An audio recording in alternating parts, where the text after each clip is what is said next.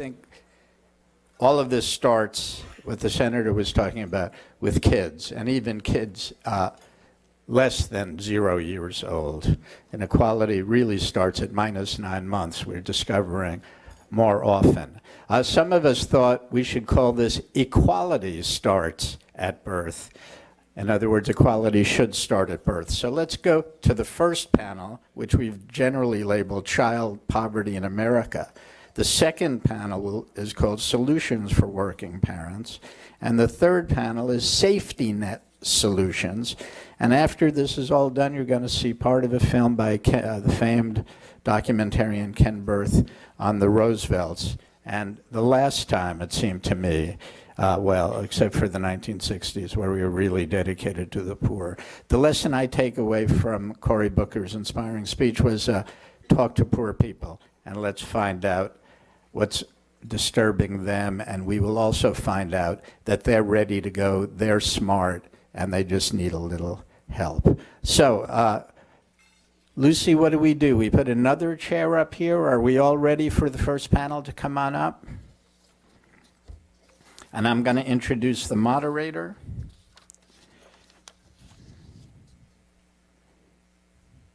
Lisa Hamilton maybe should come up first.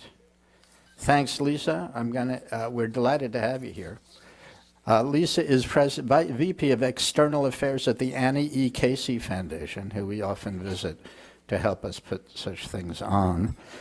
She worked previously as VP of Global Public Relations at UPS and earned her law degree at the University of Michigan. I'm going to make these intros short because you have the information. So why don't you come on up here, make sure your panel gets going. I really look forward to this. We've got great panelists who actually reach deep down into these issues. And ultimately, we hope to come away with solutions. And Rediscovering Government, the Schwartz Rediscovering Government initiative at the Century Foundation, is going to keep pursuing these issues and the solutions we think are most appropriate. Thank you.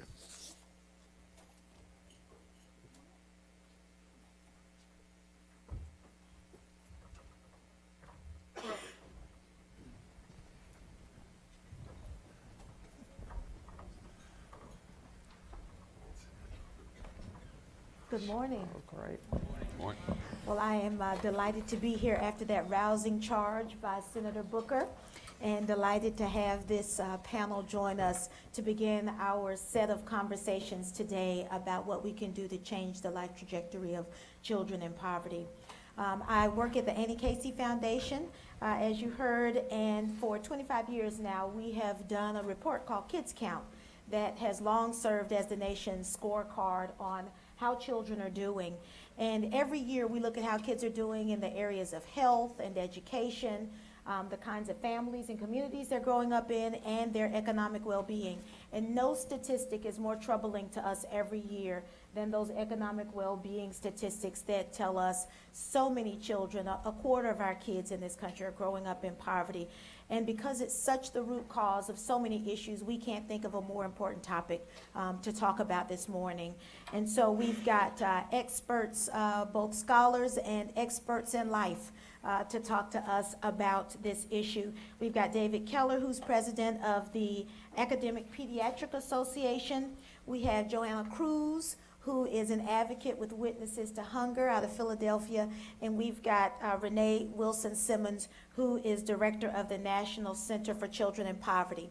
And so in our panel this morning, we're going to begin with some brief opening comments by each panelist. I'll engage them in a conversation for a while, and then we'll open it up to the audience for some questions. Our panelists are going to help us frame the context for our conversation today, and so we're going to begin with Renee, who will talk to us about some statistics around children in poverty. Yes, and so we have both Dr. Keller and I have brief PowerPoint slides that we wanted to use as we talk. So once that, there we go. So is there? And he's got the clicker. It's coming. Okay. Okay. So I want to start by asking people to keep two facts in mind throughout the day today. And neither of them are revelations, but I think they're important to focus on as we talk about solutions. And the first is that 15% of our nation's population, that's 47 million people, are living at or below the poverty level, 15%. The second is that there are 74 million children in America, and 22% of them are living in poverty, making them the poorest residents of our nation. So we have to think about that for a minute. The youngest, the most vulnerable to risk to their health and development, and the poorest. And when we talk about what we need to do to address that, unfortunately, child poverty and the disadvantage that it engenders is handicapped, at least in part, by a belief that poor children are poor through no fault of their own. And so they deserve our support, at least to a point. But poor adults, their parents, are responsible for the sorry situation they're in, and so they have to deal with it as best they can. And I think this notion of the deserving and the undeserving poor, it's nothing new. It began in Victorian times when if you were poor because of disability, age, the unavailability of work, you were considered the deserving poor. But if you were considered lazy, culturally deficient, reproductively inclined, financially inept, then you were considered the undeserving. That was the belief then, and I truly believe it's the belief now. And as director of the National Center for Children in Poverty, unfortunately, we hear it from many. And those kinds of beliefs really put the health and development of many poor people in jeopardy, because research clearly shows us that children do better when families do better. And family economic security stops children from being in a position, poor children from being in a position where poverty can cause or exacerbate poor health. It can impede children's cognitive development and their ability to learn. It can contribute to social, emotional, and behavioral problems. We know that, and we'll hear from Dr. Keller and others about what poverty does to children. But what I wanted to, let's see.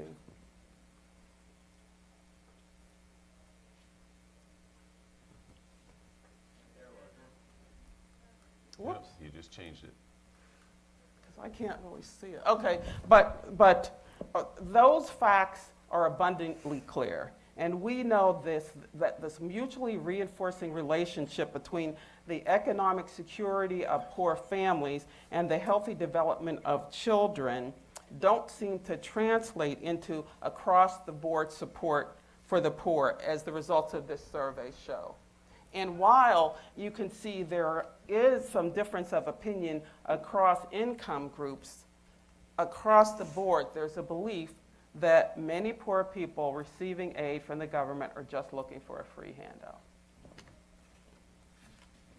And in terms of where we are as a nation in relation to other countries, I thought that this might be important for people to see. And it's a relatively recently released report from the UN Children's Fund looking at the well-being of children in 35 developed nations. And as you can see, the United States ranks 34th of 35 countries surveyed, above only Romania, and below virtually all of Europe, plus Canada, Australia, New Zealand, and Japan.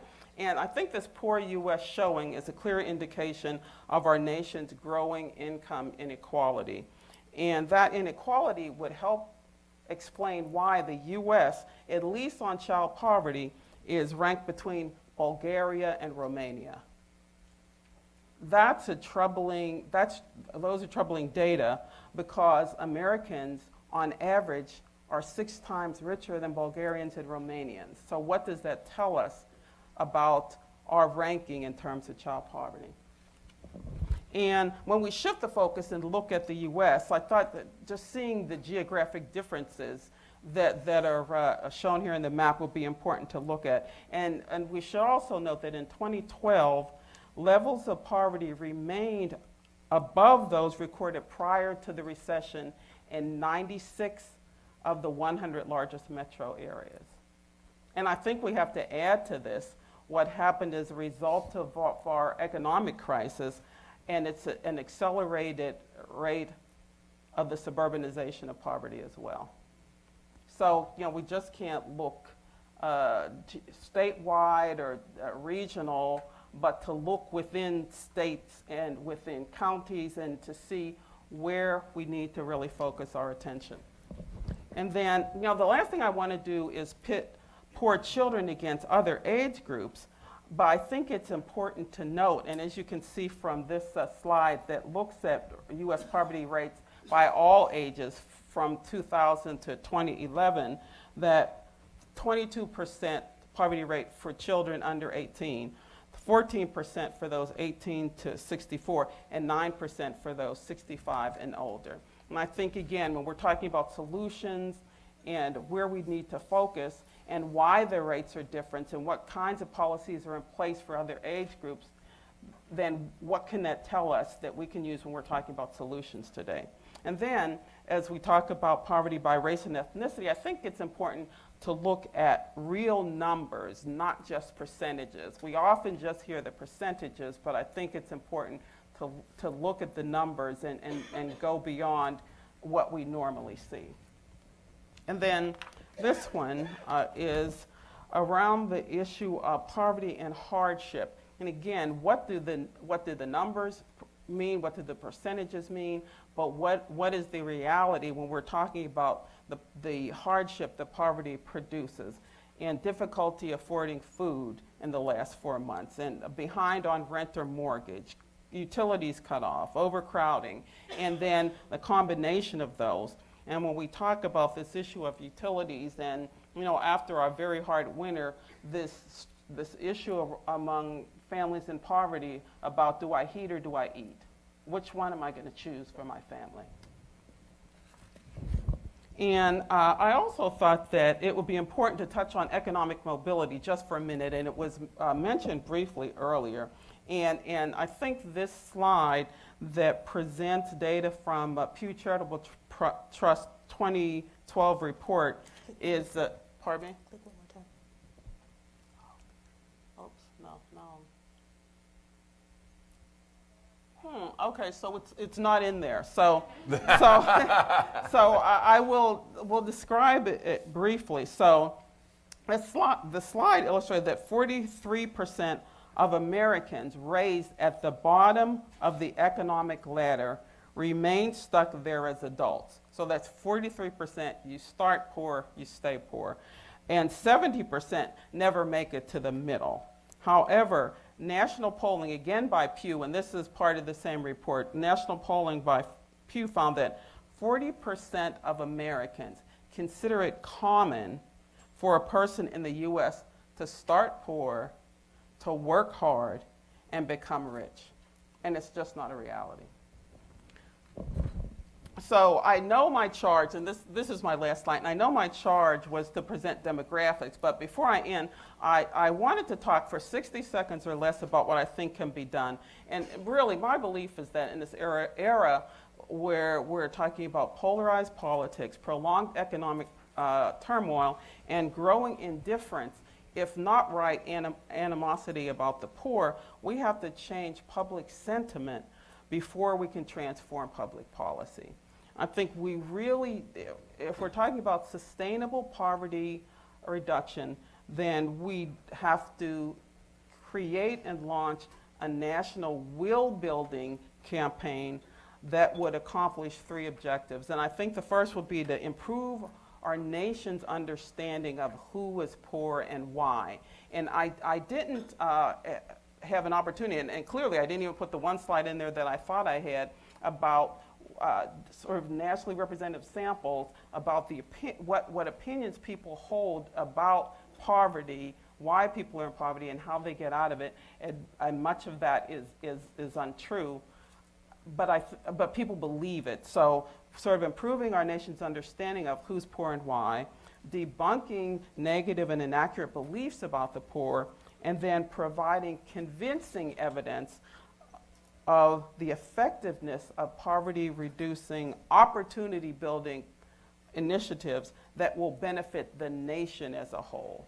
And I think by doing that, we can move forward. And I included on this last slide many of the organizations that are doing that work now. And as Senator Booker mentioned, we do have answers. We do know what's effective. We do know the kinds of things that are gaining a return on investment, and that we need all of these organizations to continue the important work that they're doing, but we need to build an even more diverse group of individuals and institutions and organizations that really can help us move forward. Thank you. Thanks. David? All right.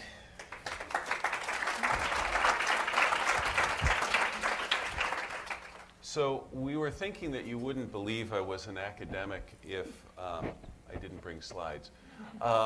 And, okay, what am I doing wrong? Top circle to the right, on the right side.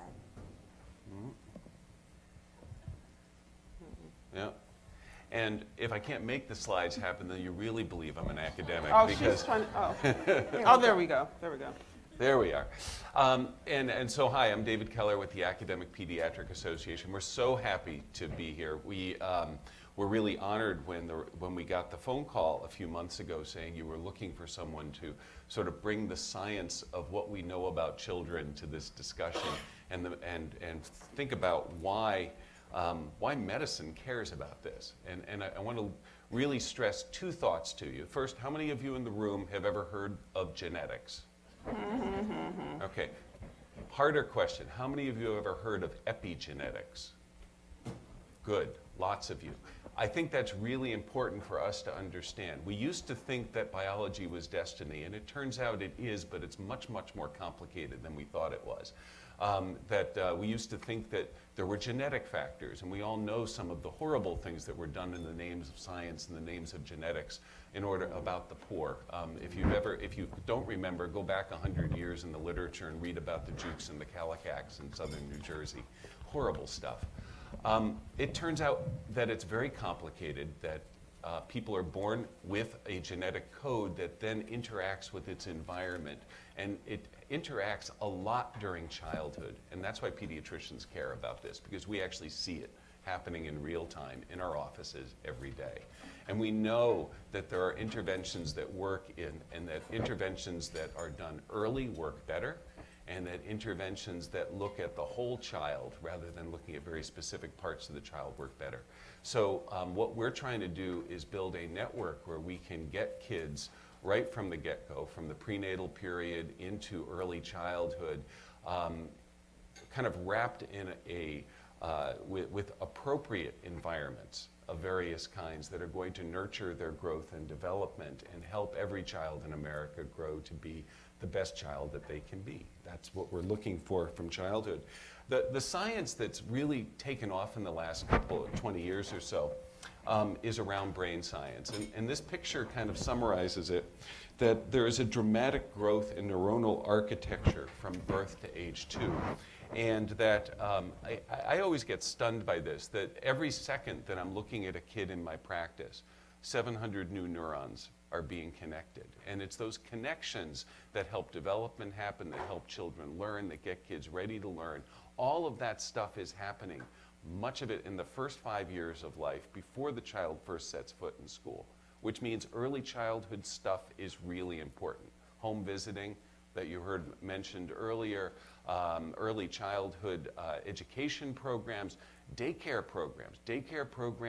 Daycare systems need to include an understanding that they are nurturing young brains when they're doing it. So we don't want, we had our children in daycare. My wife had a very strict rule that the daycare could not have a television on during that whole time. I'll give you two benefits to that approach. The first is that our children didn't know that you could turn on the television. really dramatic. So they played, and they played with blocks, and they played with Legos. I got one who's an electrical engineer now, and the other one writes code for a computer software company. I directly attributed that to never seeing a television on until they were 4 years old. The second piece, though, when their grandparents asked them what they wanted for Christmas, they didn't know there was anything to ask for. They'd never seen a commercial. Really strong benefit for those of you with young children out there, I put out there. So the brain is developing. What we do in that early stages matters, and that's a really important thing for us to realize. Okay, oh, I got to hold it off to the same. The thing that we're realizing about poverty is poverty actually, we've known that poverty causes stress on children for a long time. We call it now toxic stress because it turns out that that term resonates. But really it's the stress of living in poverty is enough to change how children develop. And this is from a study that actually looked at that impact on brain development where we measured levels of stress, we measured levels of hormones within the blood, and then showed that it corresponded to changes in CT scans of the brain. And you could see that the brain develops differently from different influences in early childhood. That's a critical understanding for us to understand that there's actually a biological mechanism that takes the stress of living, turns it into biochemical markers in our system, and that those biochemical markers affect the way that our brains wire themselves. That's just critical to understand. So anything we can do to relieve that stress is going to be important. The people who relieve stress for children are their parents, to your point. We have to support families to be able to do this. And that means we can't say the parents don't deserve our support, but the children do. You can't support the children without supporting the parents. And that's just a critical understanding of how this is all going to work. Now, we've known stuff for a long time that there are influences, direct influences of poverty on child health. We get increased infant mortality among the poor. We have low birth weight and all of those problems. We see increased chronic diseases associated with food insecurity, poor nutrition and growth. We get kids with poor access to. We've seen all this stuff in children for a long time. What we are starting to understand now is that this doesn't end. And I think this is critical for those of us who have been trying to implement the Affordable Care Act, which is really focused largely on adult care. You know, what do we do for adults with chronic diseases? Well, guess what? All those chronic diseases are amplified by childhood poverty, it turns out. It turns out that if you are poor as a child, you are much more likely to be obese as an adult and to have type 2 diabetes and hypertension. If you are poor as a child, you have worse childhood asthma and you have more adult lung problems. And if you have exposed to toxic stress, you're less likely to make it through school so that you don't have some of the resources you need to deal with a lot of these problems. But even more than that, we've discovered that if you have strong adverse experiences, this is the Adverse Childhood Experiences study, that those things directly translate to adult disease patterns.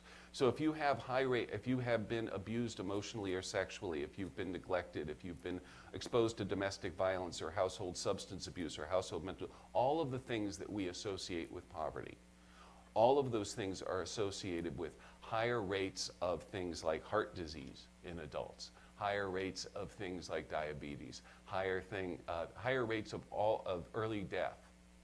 All happens as a result. It is associated with high rates of child poverty. So all of that led the Academic Pediatric Association a while ago to set up a task force, which is I think how we got invited. We set this up about 3 years ago.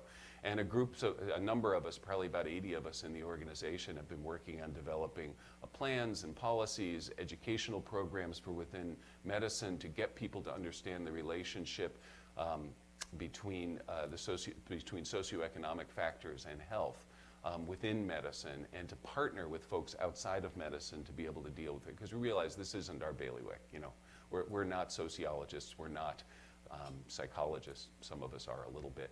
But we really do need to partner with the community to have any impact on this. What's most exciting is the Academic Pediatric Association, which is a relatively small group of academic pediatricians, about 2,000 of us around the country, are also members of a larger organization, the American Academy of Pediatrics. And I'm really happy to tell you that the American Academy of Pediatrics has adopted the impact of child poverty on health as one of its major issues for the next 3 years. That's an organization of 60,000 pediatricians with a chapter in every state in the country and a federal office in Washington.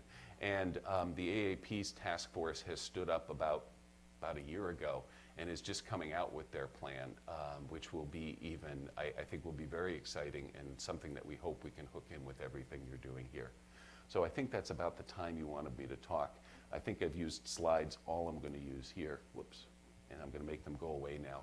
I think our next speaker is a better speaker than the rest of us, so she's not going to need slides to be able to speak her piece. And thank you very much. I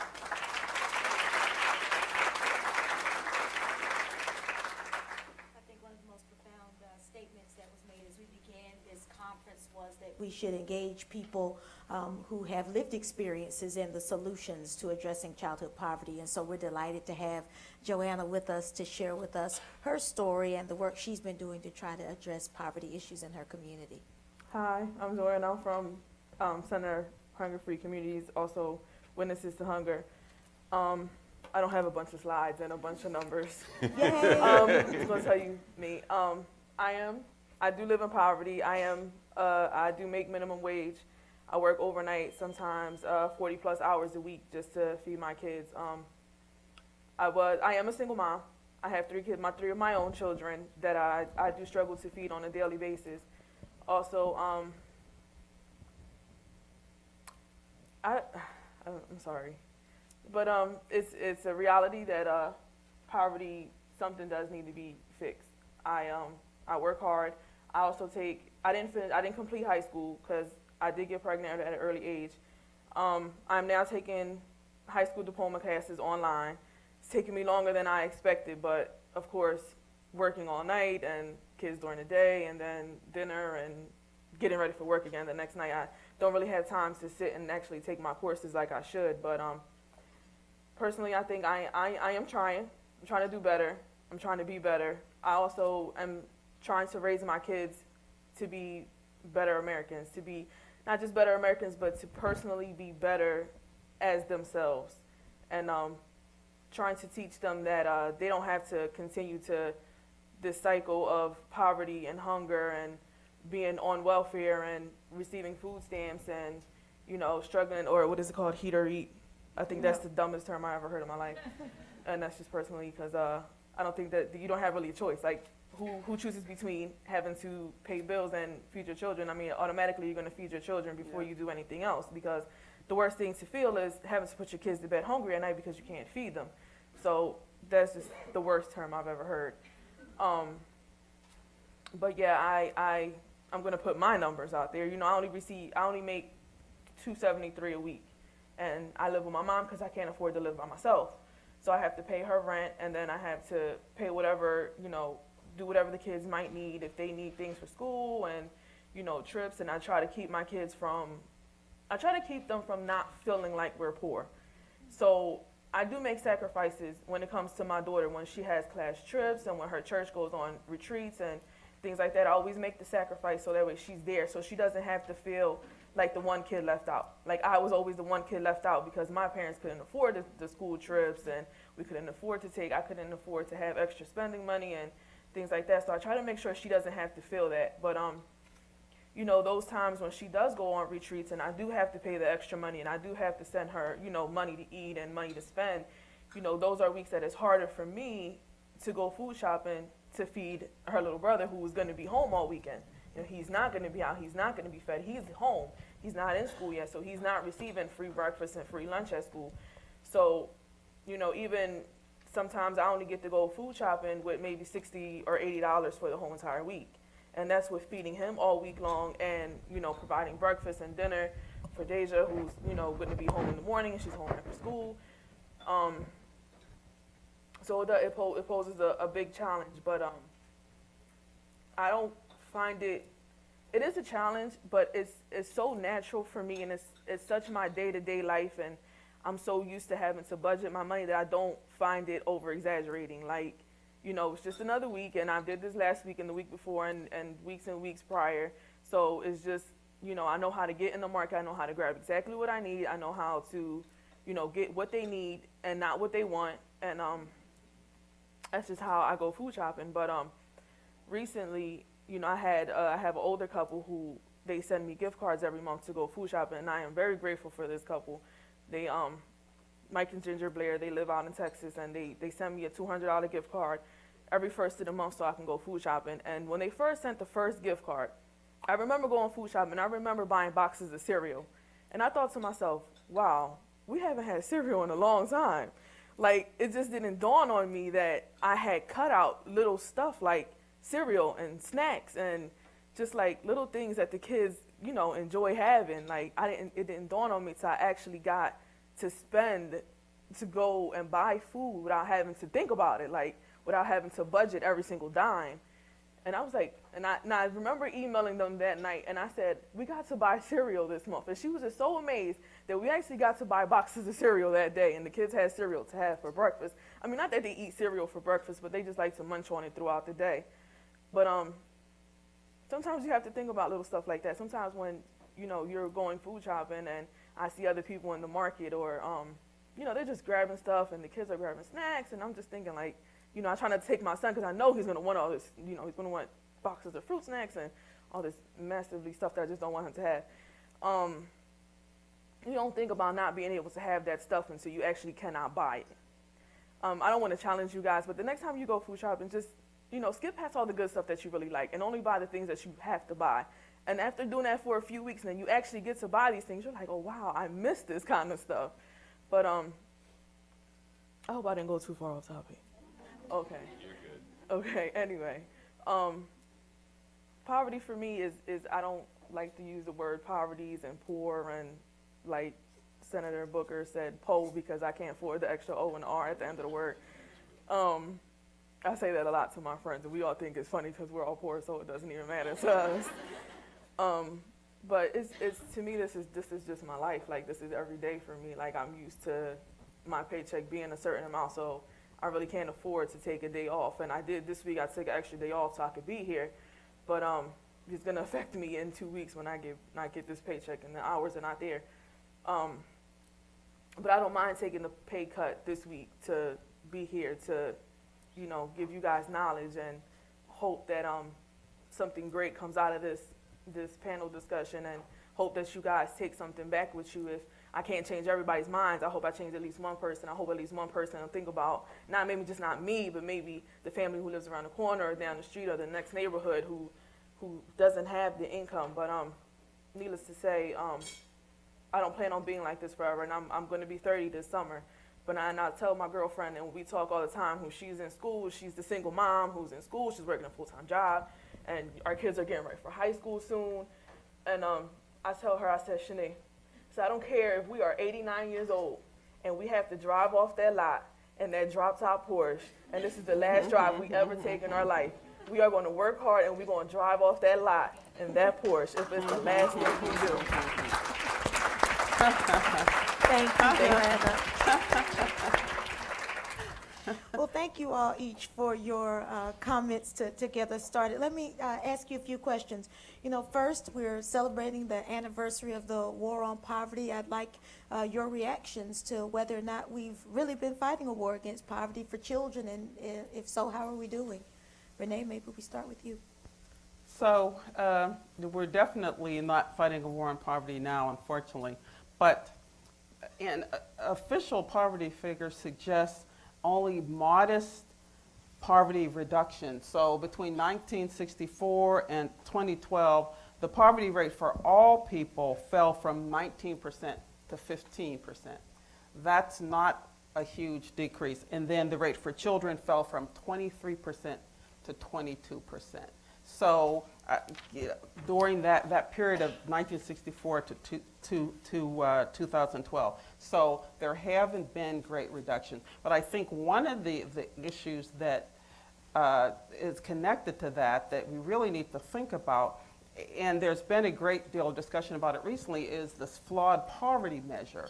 So that the kinds of safety net programs that do reduce the poverty rate when you do calculations aren't part of the calculation. So if we're talking about Social Security or the Earned Income Tax Credit or SNAP or other programs, when we calculate the poverty rate, considering those types of safety net programs, we do see a reduction. And and if we don't, it's significantly higher. So I think that we have to do a better job of very carefully calculating really what those efforts and safety net programs have really done to reduce poverty, and perhaps in some cases what they haven't done, although they were intended to do that, so we can make a decision about what do we really need to elevate and what other things perhaps are not as important. Dave, did you So want to say? I'll add one piece to that observation, which is the one group that we have done a good job on reducing poverty is the elderly. Exactly, and we- you saw the rates of poverty. Yeah, so to me, what that's, and I don't mean that to set kids against their Yeah. elders. What I mean to say is that shows that we do know how to do this, right? We just did it for one part of the population, and we didn't do it for another. And I think that's the real dilemma is how do we take what we've learned from that effort and move it into the realm of children and families. And I think it does come down to what you said before. It's that fundamental image of the deserving poor and the undeserving poor. Nobody thinks that grandma deserves to be poor. Well, depends how you feel about your grandma. But most of us don't think that. But but I think we have this lingering image from Victorian times that's really held us back in generalizing those lessons to the rest of the population. The other thing I just want to point out, there's actually a really cool study that came out of, I think it was North Carolina, that says, everybody, one of the things people will then push back to me on and say, well, you can't just give people money, that wouldn't work. Actually, it does. There's data to support that. There was a study of a Native American tribe down in North Carolina, I think, that got a casino and decided to distribute the income equally among tribal members. And then they looked at health outcomes in that tribe over the course. They had poor outcomes prior to that time, got a casino, money was distributed, and their health outcomes improved within 2 years. It was kind of striking how much it improved. And that was a group that already had the same health insurance coverage, the same medical system, all that. So it wasn't about increasing or improving their medical system. It was really about the impact of just getting rid of some of that stress load of having to worry about money all the time from them. That's huge that we can do. So we know things that we can do, but I'd agree that we haven't been fighting a very effective war, at least on poverty in families for families and children. Renee, you put up a pretty shocking slide that ranked the United States down at the bottom compared to other developed nations. What are other countries doing that we aren't doing here in the United States?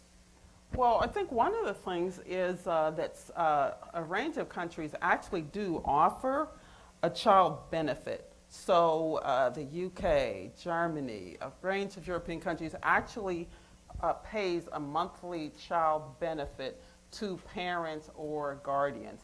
And I also think there are a range of ways that other governments think more carefully about the importance of supporting children with paid family leave. We have real difficulty with that in the United States, with supporting child care, early child care. So a range of things that not only support the health and development and the early care and education of children, universal pre-K, which as a center based in New York, we're happy about what's happening there with Mayor de Blasio.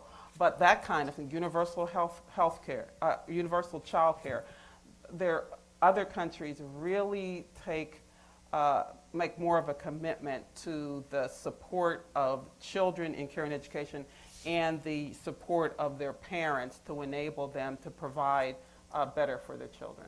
Dave, do you see anything in the healthcare Well, space that's different? I would just echo exactly what you're saying. I think those are the kinds of programs we need. One of the things that's striking to me is that we actually don't have a child policy in this country, Yeah. really. The last time that we had a unified policy about children, about what do we think about children in this country, was through the White House Conference on Children and Youth in 1970.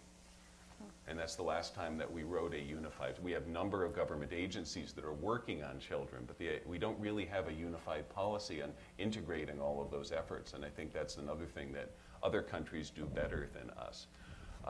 So those are things that we should be thinking about doing.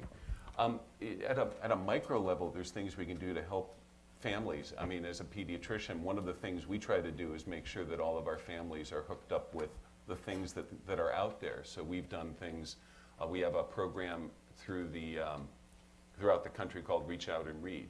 Every time you get a shot, we give you a book for your kid. And we want you to read to your kid, and we actually teach people how to read to their kids, which turns out to be incredibly powerful and really a good thing that we do in pediatric practice. Some of us have started programs where we co-locate with WIC programs, where we make sure that one of our screening questions for families is, are you hooked up with WIC, and would you like a WIC form today? So here we're giving you your immunizations, but we're also giving you your WIC form. Nutrition turns out to be really important. Are you utilizing SNAP? Really important. Number of families that are eligible for food stamp assistance that don't get it is really important to kids' health. And so I think there's a lot of things we can actually do to try and make sure that the policies that we have, even absent a unified policy, that we're actually using all of the resources that we have for children and families to try and support them. So one of the things you mentioned in your presentation, David, was the way young brains are malleable, and that leads to a conversation about early childhood education and preschool. And Joanna, I know you've been an advocate for early childhood education in your community. Tell me why you think that was so important to advocate for. I think education starts, as soon as children are born, and I have a 4-year-old now, and he'll be starting Head Start this year.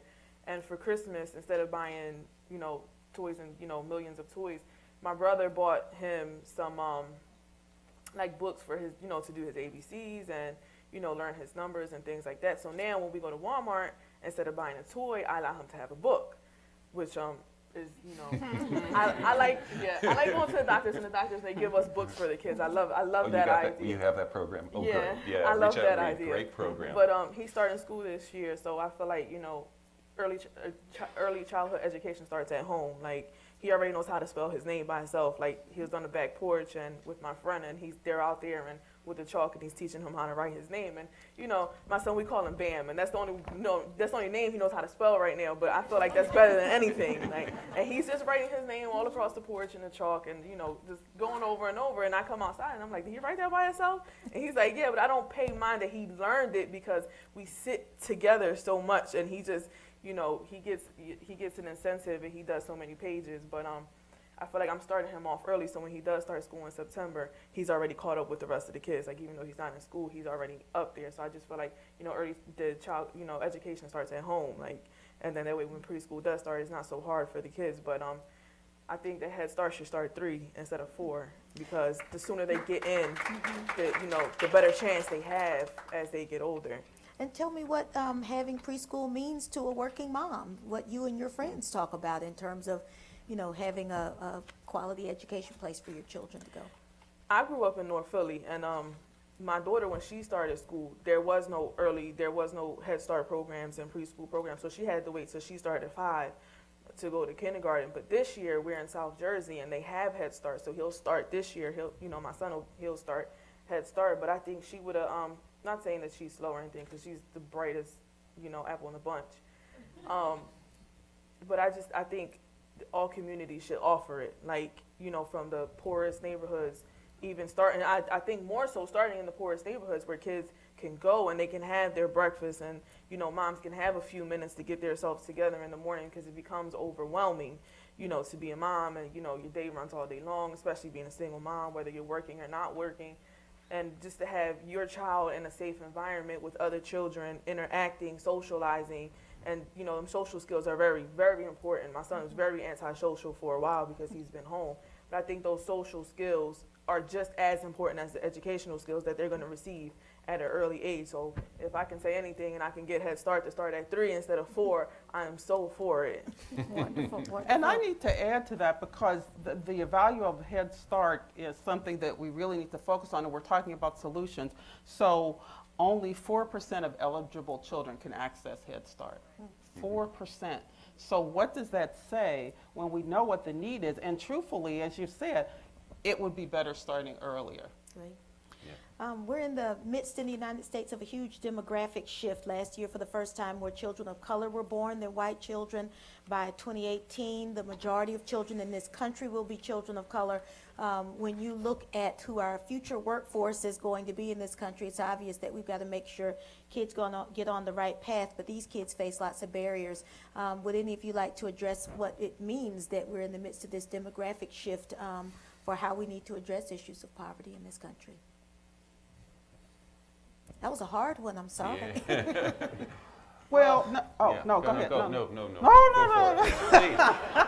Well, I wasn't paid to make this announcement, but if people have not seen this Race for Results from the Annie Casey Foundation, I absolutely so highly recommend it to people. When we talk about the demographics and talk about children and talk about indicators and measures of success and talk about where they are now and what we need to do to move forward, this in a very slim volume is absolutely essential reading.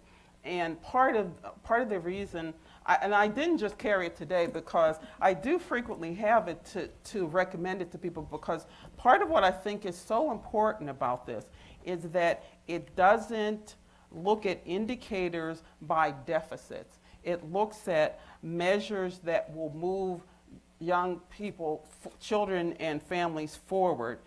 So a measure is babies born at normal birth weight, not low birth weight babies. It looks at fourth graders who scored at or above proficiency in reading. So you can look at these measures and see by race, because race matters, where African American, American Indian, Asian and Pacific Islander, Latino, and white children rate on those measures. You can look across regions.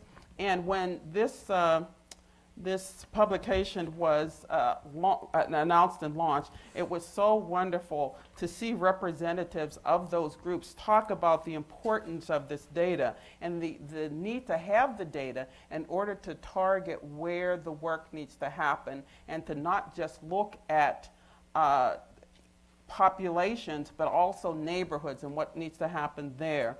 And the woman who, and I don't remember her name, who was there representing American Indian, said, for once, I can look at a map and see where the focus is and where our population is and what the data tell us. Because usually you hear, oh, the population's not large enough.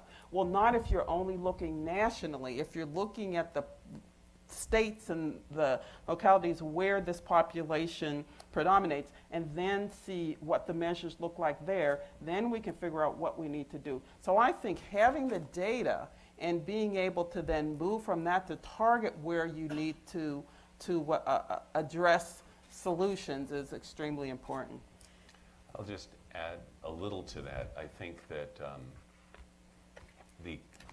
so I think that the question is not so much whether or not there will be an increasingly diverse population in America. There will be.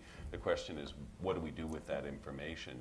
Certainly those of us in practice worry about that a lot because we see it. I mean, our practices are incredibly diverse, both with from folks within America, born within America, from a diverse range of backgrounds, and the large number of immigrants that we take care of in a variety. I think there's about 80 different languages spoken in my practice right now. I'd never heard of Twi before. Everyone know Twi? Ghanaian, yeah. But we're learning all about those things. And for us, what that does is makes the epigenetics thing much, much more complicated. Because remember, development is sort of a combination of both genetics and environment. And development happens differently in different cultures. There are cultures where babies aren't put down to crawl until they're a year old. It's considered a sign of disrespect. It's not how you raise your baby. You carry your baby till they're a year, then you put them down. Well, when they tell me their baby's not walking at 9 months, I shouldn't worry about that kid. He's never been put down, and that's normal in that culture, that sort of thing. So there's a lot of variation. It adds a lot more variation to us. I think it makes life more interesting because it means I'm going to see kids developing in a lot of different ways. It also emphasizes for us that there's not just one path to success, that you can get kids to grow and develop in a lot of different ways. And our job is to figure out how to support all of those different ways. And while it's more complicated, I think it's a lot more rewarding. So, I mean, example of practical things. We have lots and lots of bilingual books in various Southeast, now in both Spanish and English. That's the obvious, right? But we also have Vietnamese in English, and we have Polish in English, and we have this, so we have this sort of library of different things. And it's a lot of fun to watch these kids who are learning two languages, one spoken at home and one spoken in their community, and see how they develop. They develop differently, and language develops differently in those kids, but it's really, really interesting to watch, and we try to support that. So we're working on that. I mean, I think it makes the actual practical work complicated, but it's got to be recognized. And can I just add one thing to that? When we mention immigrant families, and when we talk about how we can address the changing demographics and the large numbers of immigrant families who are prevented from accessing many safety net programs, even if they have legal immigration status. So that's Or a either big prevented issue. or they're scared to. Yeah. I mean, is people think they're going to get into trouble, even though we say, no, you won't get into trouble for that. But it still makes people real nervous. Right, and then when we talk about the Asian American model group, we forget that within that, say, Hmong have a 36% poverty rate. The Bhutanese have a 75% poverty rate. So again, we have to look deep in the data to see really where we need to find solutions. You mentioned a bit about the safety net. I wonder if you feel like the issues of child poverty really result from a limited safety net, or is it access to the safety net we have? Yes. Yes. No, I agree. I agree. Yeah. Joanna, maybe if you wanted to talk a bit about challenges you may have had in accessing the services or support you've been entitled to. I just recently moved down to South Jersey 2.5 years ago, and I just recently applied for food stamps. But just recently this is my first month actually receiving them. But I just feel like there's not many social places, like social services places that I can access, like actually, or like in walking distance or whatever. But I think more availability should be provided, especially for those who are not knowledgeable about what, I still don't know what services South Jersey provides, but I think more availability will probably be beneficial. Okay, thank you. We'll open it up to some Q&A. Don't know who has the microphone.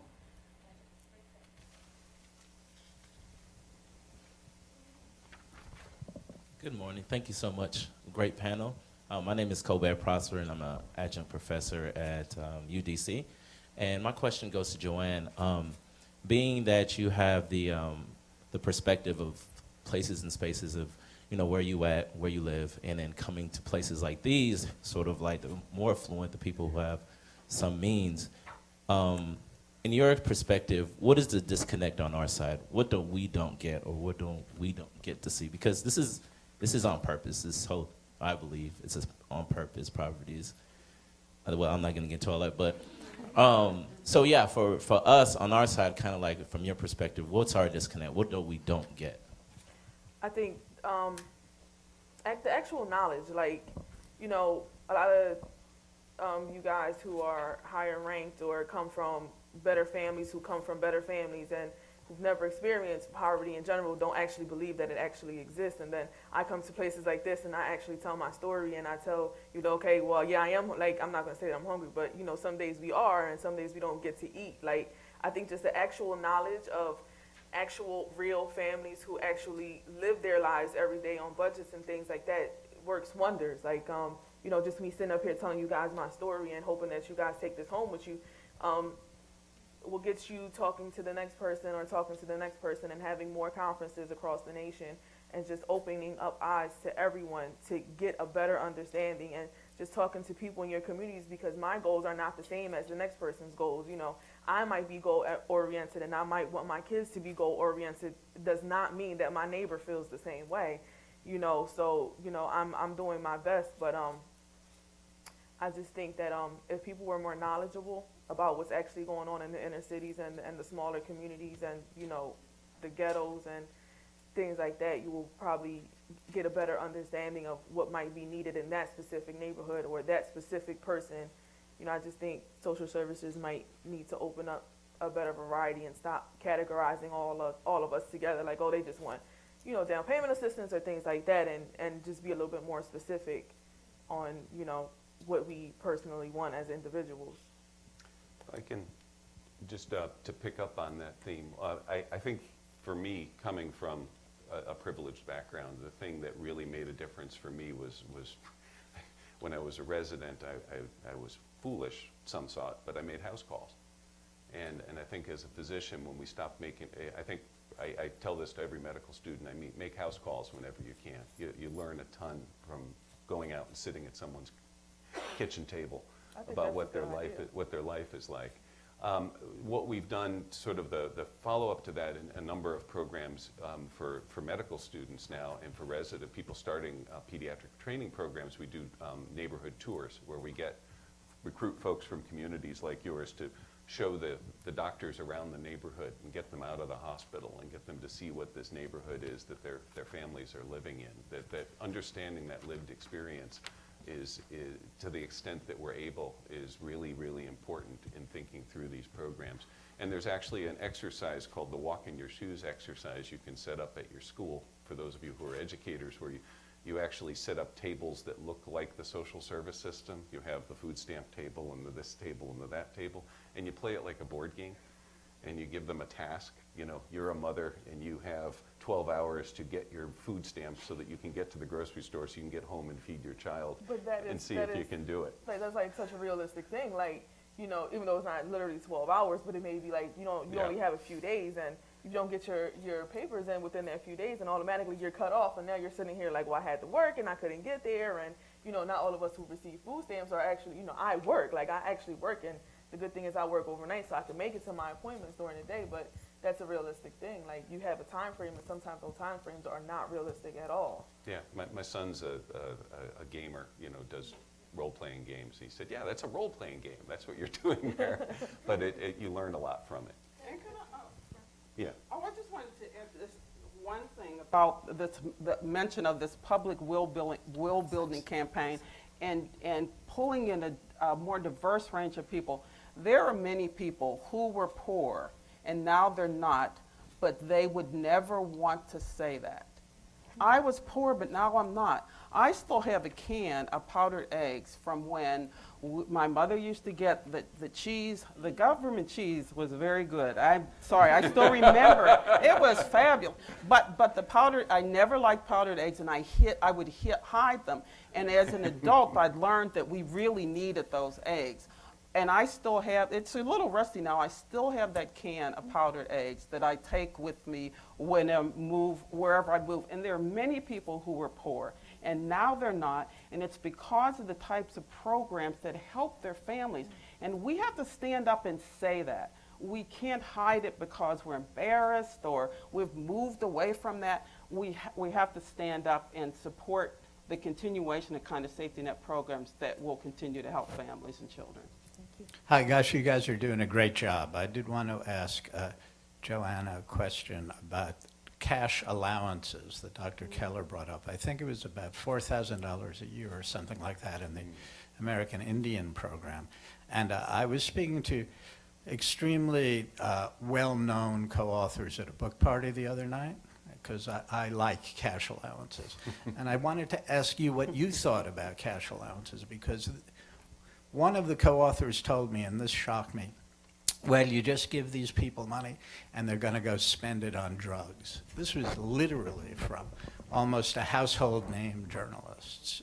What is your reaction to that? If you had $300 or $350 given to you a month, is that going to make an enormous difference? Is that going to relieve the stress Dr. Keller has been talking about?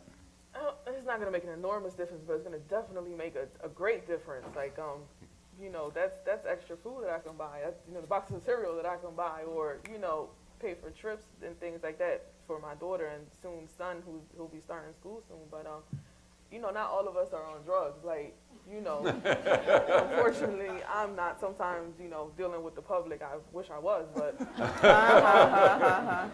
you know, I don't do drugs, so I wouldn't use my extra $350 a month to do that. I would probably use it to pay off my classes or, you know, make a payment to my school loans or, you know, put money away because my daughter who's turning 13, she'll be 13 this year.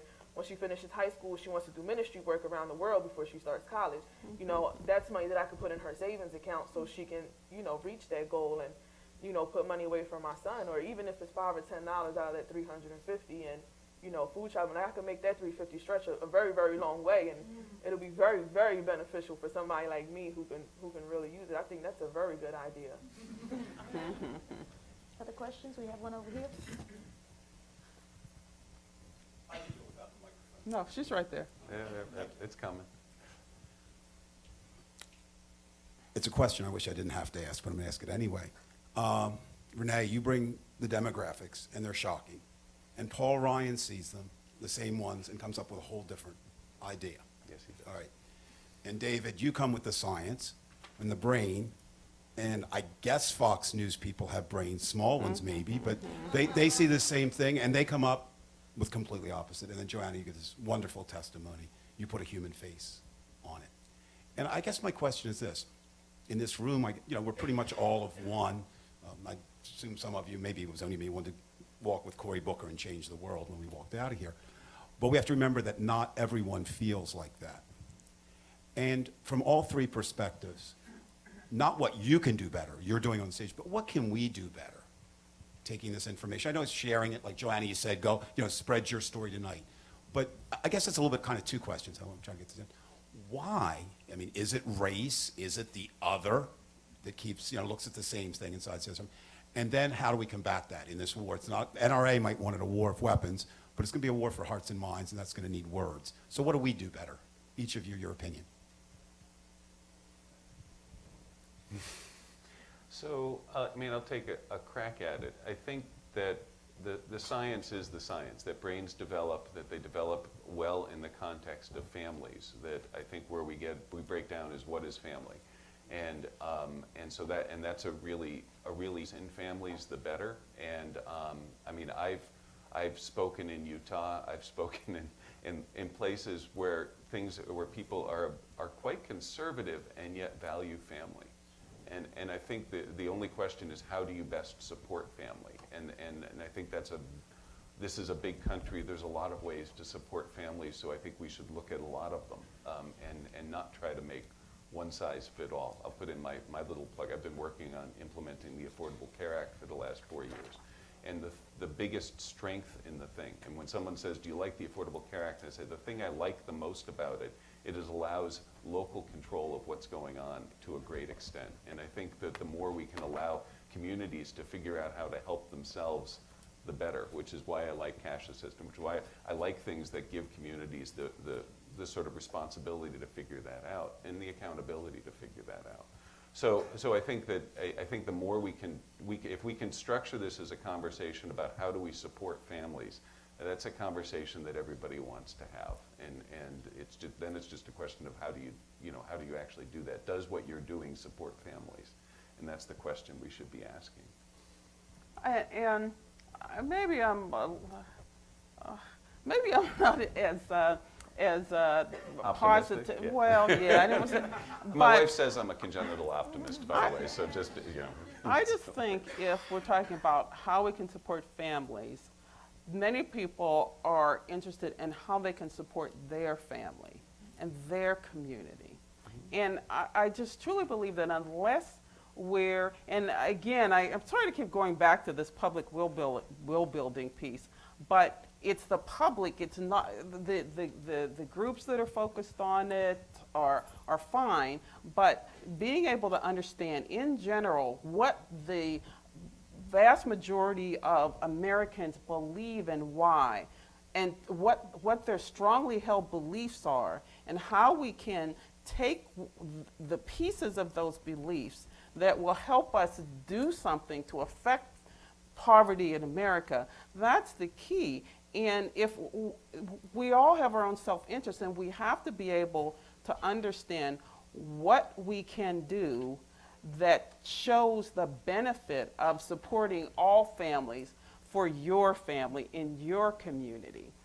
Whether it's the demographics or what this means for our nation moving forward because of the changing demographics, or what it means when we really do support programs that are effective, and what that means for the reduction in poverty and the enhancement of community. We have to find a way, because it really is a fact, but we have to find a way to show what change can mean on the positive side, not just for this family and that family, but for all of us.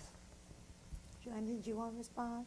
I just feel like, supporting families is a good thing. And, sometimes there's a saying, if you know better, you do better. But Yeah. the bad part about that is, a lot of the families, they don't know better. Parents don't know better, because they grew up from families who didn't know better, who are raising children who don't know better. Like, I see this every night. I'm at work and it's 1, 2 o'clock in the morning, and these mothers have their 4 and 5 and 6-year-olds outside. Like, you have these kids in the store, really? At 1 o'clock in the morning? Like, my kids go to bed at 8 o'clock. Like, you understand? But I know better. You understand? And I try to, I don't like to play psychologist at school at work. But, I have to be ignorant, and I say, "Are you really got your kids out here?" And they were Yeah. like, "Oh, well, we were doing this, or we just came from a party." And I'm like, "Isn't there school tomorrow morning?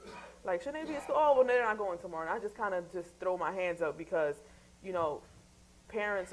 sometimes these parents, they're very ignorant to you're setting your children up for failure. Basically, like, you have no goals for yourself, so that means you have no goals for your children, which means your children are going to grow up to be drug dealers and drug addicts and strippers, and that's reality. Like, this is serious reality. Like, not my kids, I guarantee you, mine won't be but that's for sure. But, sometimes you have to support your inner communities and support the parents before you try to educate the children. Yeah. If these parents know a little bit better about, what they're setting their children up for, they may not be so oblivious to the lifestyle that they're living right now. So I think, supporting families is a really, really big thing. Well, we are at time. I can't tell you how much I appreciate the opportunity to talk to the three of you. Thank you for framing